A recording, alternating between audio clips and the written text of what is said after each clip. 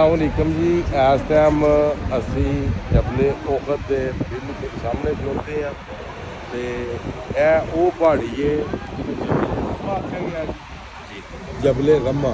ठीक है, इन्होंने दोवां की तुहानूं शार्टकट की गल सुनाने हैं। जबले ओखत के बारे सरकार ने फरमाया है कि जदों भी तुसीं इस पहाड़ नूं वेखो ना तो इनू सलाम पेश करो, अस्सलामु अलैका या जबले ओखत, दुनिया वल जबले जन्ना। ठीक है, जबले दुनिया वल जबले जन्ना। ठीक है, ये सरकार ने फरमाया कि ये जन्नत का पहाड़ है कि ये दुनिया का एंड होना है, ये भी पहाड़ उठाया जाएगा जन्नत को। यह जी जबले रम्मा पहाड़ी है, यदी की कहानी जो जबले ओखत के मकाम की जंग हुई सी, यह सारा मैदान से टोटल टोटल सरकार ने सहाबा इकराम ने फरमाया सी कि तुसीं इंज काम करना वे कि तुसी जंग जुत भी लई ना तो तुसी जनाब मेरी थल्ले नहीं ढलना, इस पहाड़ी तो इन्ना जगह से नहीं आना। बेशक तुम जंग जित भी ली, जिन्ना तक मैं हुक्म आर्डर ना दिता तुसा नहीं आना। उस टाइम सहाबा इकराम आख्या कि ठीक है यार रसूल अल्लाह, कि जिस टाइम असी जंग जी है जुत लाते असी थल्ले नहीं आन लगे। जो वेख्या गया कि जंग उन्हें जुत ली सहाबा इकराम थल्ले जिन्ने सन काफर उन्होंने वासले जन्म कर दिता गया। तो उन्हें इंज काम किया कि उन्हें आख्या कि जिन्ना थल्ले माले गनीमत है ना वो सारा लुट लईए।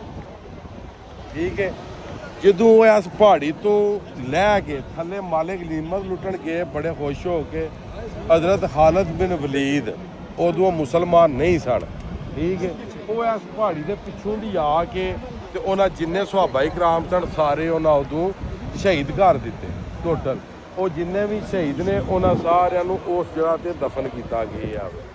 ठीक है, उन्होंने एक दो ना है और साडे भाई ने नईम साहब पिछों अपनी आवाज़ में दस देन कि किहड़े सहाबा इकराम ने। हज़रत अमीर हमज़ा असदुल्लाह व असदुर रसूल और हज़रत मसअब बिन उमैर रदी अल्लाह तआला अन्हु और इस तो अलावा 70 सहाबा इकराम ने जिहड़े इस जगह ते मदफून ने।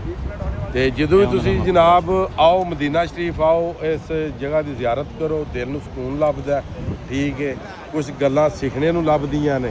तो बाकी ये जबले ओखत का मुकाम है साढ़े वास्ते बहुत वड्डा मुकाम है कि इस पहाड़ ने जिहड़ा कि सरकार ने मुहब्बत की तो सरकार ने इस पहाड़ नाल मुहब्बत की। फिर सरकार ने फरमाया ये भी कि जदों सऊदी अरब के उत्ते मुश्किल टाइम आवेगा तो ये पहाड़ सोने का भी बनेगा। कुछ बंदियां ये भी गल की है, कुछ उलामा जिहड़े ने जिहड़ियां सानूं पता है क्योंकि 1400 साल पहलां दीयां गल्लां ने ते असी सरकार ते मान लियांदे आ ते असी ते इंशाअल्लाह जो भी सरकार की गल है साढ़े वास्ते जनाब वो हकीकत है। सानूं पता है कि जो सरकार आख्या नहीं जो उन्हें सोचा वो हो गया। बाकी कुछ वो भी है ने कि जेडे अखी वेख के कन्ना नाल सुन के उदों भी उन्होंने मान नहीं सी लियांदा, यकीन नहीं सी कीता ते करना उन्हें हुण भी कोई नहीं। बाकी आ सारा साडे सोहणे दा शहर मदीना जनाब, ए सारा वो सामने वो जिहड़ी पहाड़ी है वो किहड़ी है जी, ओहदा भी नाम दस्सिओ जी। दजाली पहाड़, ओ जनाब दजाली पहाड़ है जी, वो सामने जी। ते बाकी अल्लाह ताला तुहानूं सारिआं नूं इह ज़ियारतां बार बार नसीब फरमाए। तुसीं भी इत्थे आओ वेखो कि जिहदा असीं कलमा पढ़ने आ ते जिन्हें सानूं अल्लाह दे नाल मिलाया है। ठीक है, वो किहड़ियां जगह ते आए ने, किहड़ियां उन्हां मुश्किलां जिहड़ियां ने वो कट्टियां ने। ते कुछ वो भी है ने, कोई मैं दूं आंदा कि साडे विचों ही ने पीर साहिबान।